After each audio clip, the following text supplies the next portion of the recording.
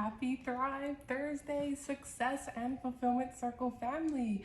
I hope you're all having a great week so far, and I am looking forward to sharing what I've got to share with you today. So as you may have seen in the title, today is focused on these four marketing positioning strategies that I feel are going to really help with positioning your services and products, anything that you're really trying to sell and get there out to the right people. And that is also because you might not realize that you are not selling what you think you're selling. So you will start to understand that even in just the first of the 4 points that I'm going to bring up today. So I'll go ahead and kick it off. The first one being you are selling the dream. So make sure you're selling the dream, which means, when we go to buy a product, we are really trying to capture a dream of who we're trying to become. And really, you might not need a product, but you need the emotional outcome that that product is going to give you. Really, when it comes to that, excuse me, any highly profitable business is one that is more so fulfilling dreams and aspirations, not just out there selling a product and saying this is what it is. Really, it's digging deep and finding, what is it that person, that the difference that this product or service has versus anything else in the market. How are you solving a problem for them, making life easier for them, and how are you embodying that in the marketing material that you're putting out there for what you're trying to sell? So at the end of the day, when we're marketing something, so when we're talking about real estate, if you're using an example of a house that might be close to a school, right? You're not just saying this is a house, it's on Main Street, and it's next to this school. You would be selling the dream in the sense of, can you imagine being so close to your school that you and your children can walk every day, or you can see them walk into the front door of the school, and your kids are close, and you're going to be involved in watching them evolve through the years and being a part of their their friends' lives, and really making those memories as they grow. And it's really, excuse me, helping to embody what that dream is that consumer has, more so than, like you say, you might not need this specifically. I don't need to be steps away from the school. However, maybe that's a dream that I could have if it fulfills the fact that, morning runs to and from school usually take extra time for us, added stress, added, anything like that you can really help eliminate, and showing that your product or service is the solution to that, and really is going to shift their life and bring them into this dream world and dream life that they have for themselves on the next level. So it's really, what you're selling is not just your service and your product, it's you are selling the dream.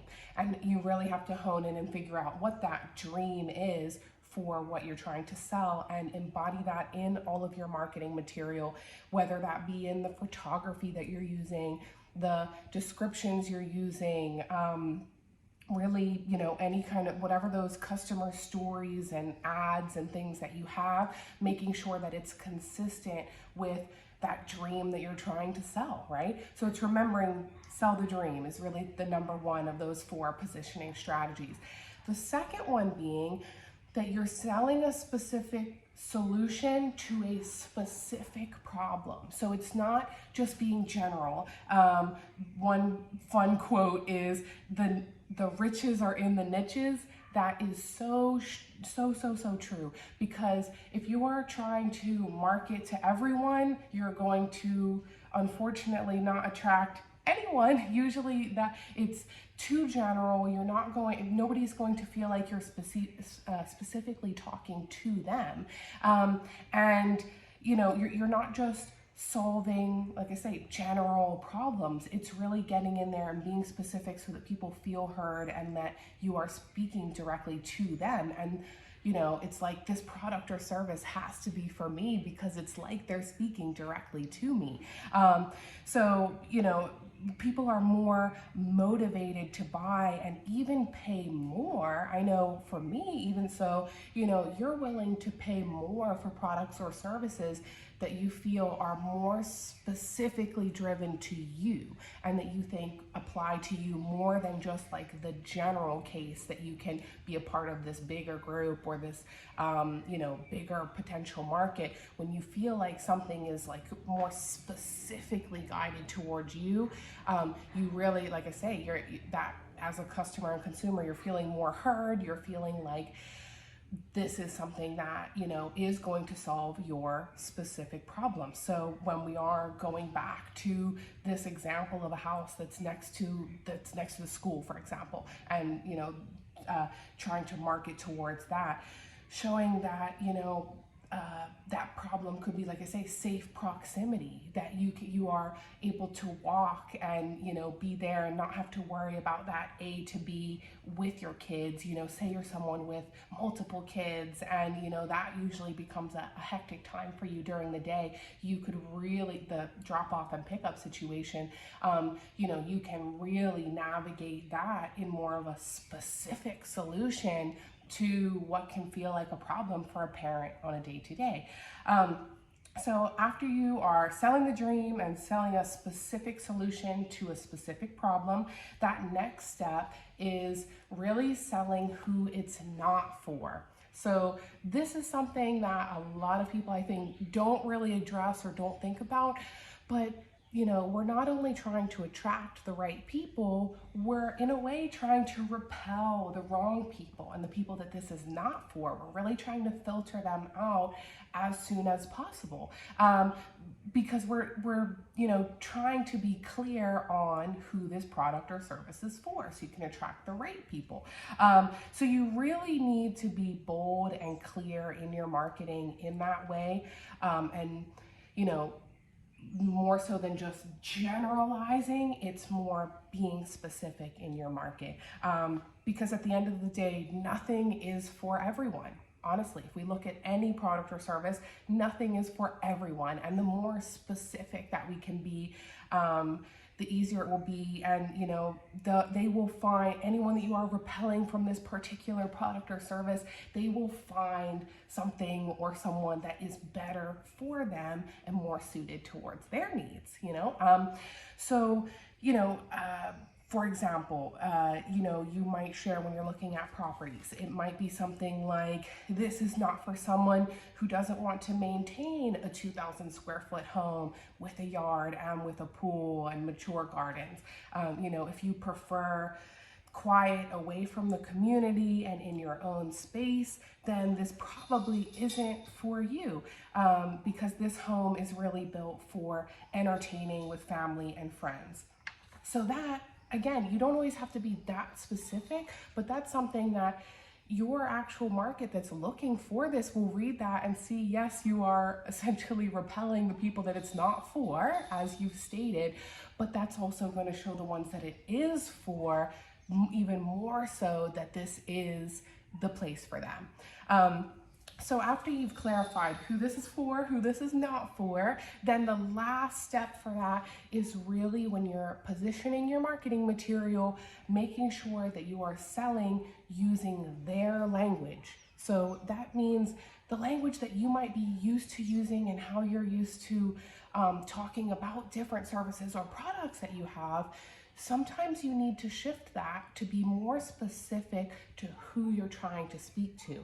And a great way of doing that can be just through talking to different clients and customers that you've had in the past, asking for feedback, maybe creating a little survey for when people are done working with you or when people sign on with you or something like that.